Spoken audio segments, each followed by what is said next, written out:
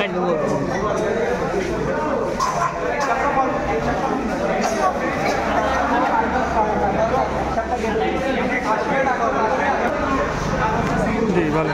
আলাইকুম। Human development forum বাংলাদেশের পক্ষ থেকে বন্যার্থদের সহযোগিতায় ফেনী শাখার উদ্যোগে আমরা আজকে 3 দিন নিরলসভাবে কাজ করে যাচ্ছি।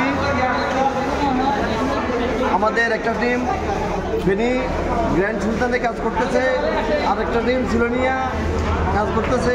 আমি সিলোনিয়া শাখার দায়িত্বে আছি আপাতত। মেডিকেল টিম চলতেছে, মেডিকেলের মাধ্যমে বন্যার্থদের সহযোগিতা চিকিৎসা করতেছি। আগামীকালকেও তাদের সেবা পরিচালনা থাকবে।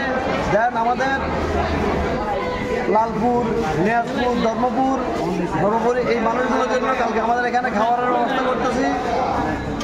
একবেলা খাবার দিতেছি, তাদেরকে শুকনো খাবার দিতেছি। আমরা এখানে একটা ফান্ড গ্রহণ করে সবার সহযোগিতা কামনা করতেছি ইনশাল্লাহ। সবাই আমাদের জন্য দোয়া করবেন, সবার জন্য একটু দোয়া করবেন ইনশাল্লাহ। আসসালামু আলাইকুম ওয়া রাহমাতুল্লাহি ওয়া বারাকাতুহু।